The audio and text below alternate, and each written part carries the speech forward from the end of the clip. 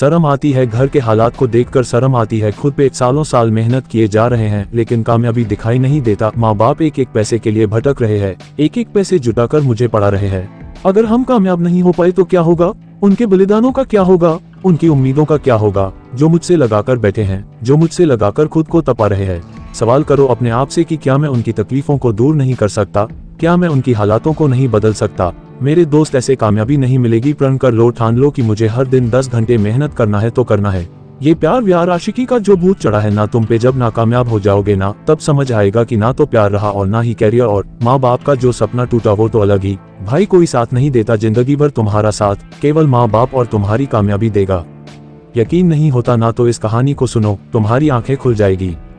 राहुल नाम का एक लड़का जो बिहार की राजधानी पटना में कॉम्पिटिटिव एग्जाम की तैयारी कर रहा था। माँ हाउसवाइफ और पिता मजदूरी करते थे। राहुल अपने पिता का इकलौता बेटा था। पिता पढ़े लिखे नहीं थे लेकिन अपने बच्चे को पढ़ा लिखा कर एक ऑफिसर बनाना चाहते थे। सपने बहुत बड़े थे। राहुल को भी अपने पिता के सपने को पूरा करने का बहुत मन था। राहुल को जब पिताजी ट्रेन चढ़ा रहे थे उस समय बोले थे कि राहुल बेटा देखो, हम तो लाइफ में कुछ अच्छा नहीं कर पाए लेकिन तुम जरूर कुछ कर जाना। राहुल भी अपने कैरियर को लेकर बहुत सीरियस था। हर बार क्लास में टॉप आता था। लेकिन इसी बीच राहुल को एक लड़की ने प्रपोज कर दी और राहुल भी उसे एक्सेप्ट कर लिया। कुछ दिन सब कुछ अच्छा चला लेकिन धीरे धीरे पढ़ाई को कल पर टालने लगा। टाइम का बिना परवाह किए रात को 2 बजे 2:30 बजे तक चैटिंग करने लगा। ना तो सुबह समय पर उठ पाता था और ना ही रात को समय पर सो पाता था। वो कहते हैं ना कि किसी भी चीज में अति बहुत ही हानिकारक होता है। राहुल प्यार में इतना डूब गया था कि उसे अब कुछ दिखाई नहीं देता था। क्या लक्ष्य है, क्या करने आया है, घर की क्या कंडीशन है, माँ बाप कैसे पैसे भेज रहे हैं, सब कुछ भूल गया था।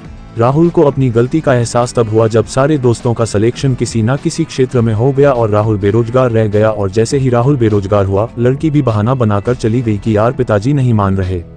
जब तक उम्मीद था कि राहुल अपने लाइफ में कुछ अच्छा करेगा तब तक साथ थी, और जैसे ही उम्मीद टूटा सब कुछ खत्म हो गया।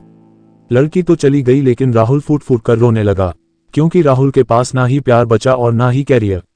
और माता पिता का वो सपना भी चकनाचूर हो गया जिसके लिए मजदूरी करके पैसा भेजते थे। क्या आप भी यही चाहते हो कि मेरे साथ भी ऐसा हो? अगर नहीं तो मेहनत करो, पहले कामयाब हो जाओ, उसके बाद ही कुछ करना। क्योंकि 18 से 24 की उम्र एक ऐसी उम्र है जहां पर लोगों के कैरियर बनते भी हैं और बिगड़ते भी है। फर्क बस इतना है कि इस टाइम पीरियड में जिसने समय का सही इस्तेमाल किया वो जीत गया और जिसने भी नहीं किया वो हार गया।